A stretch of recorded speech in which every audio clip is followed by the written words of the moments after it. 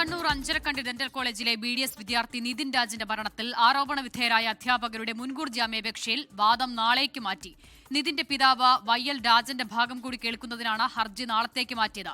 Thalassery additional ജില്ലാ sessions കോടതിയാണ് case പരിഗണിക്കുന്നത്.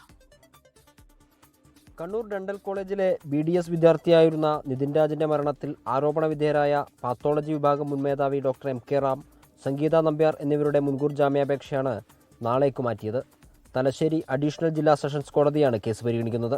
പ്രോസിക്യൂഷൻ ആവശ്യപ്രകാരം കോടതിയിൽ ഹാജരാവാൻ നിതിൻ രാജിന്റെ പിതാവ് രാജന് നോട്ടീസ് ലഭിച്ചിരുന്നു.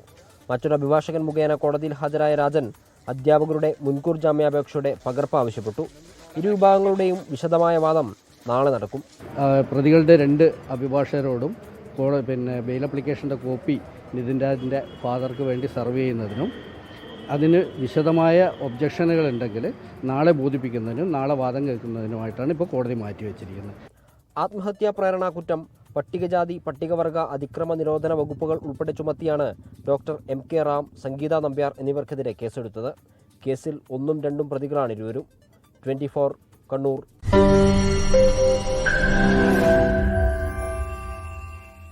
ലോകത്തെവിടെയായാലും ഏത് സമയത്തും 24 വാർത്തകളും ഓഗ്മെന്റഡ് റിയാലിറ്റി പാക്കേജുകളും എക്സ്പ്ലെയിനറുകളും വിശദമായി കാണാൻ ഞങ്ങളുടെ YouTube ചാനൽ നിങ്ങൾക്ക് സബ്സ്ക്രൈബ് ചെയ്യാം.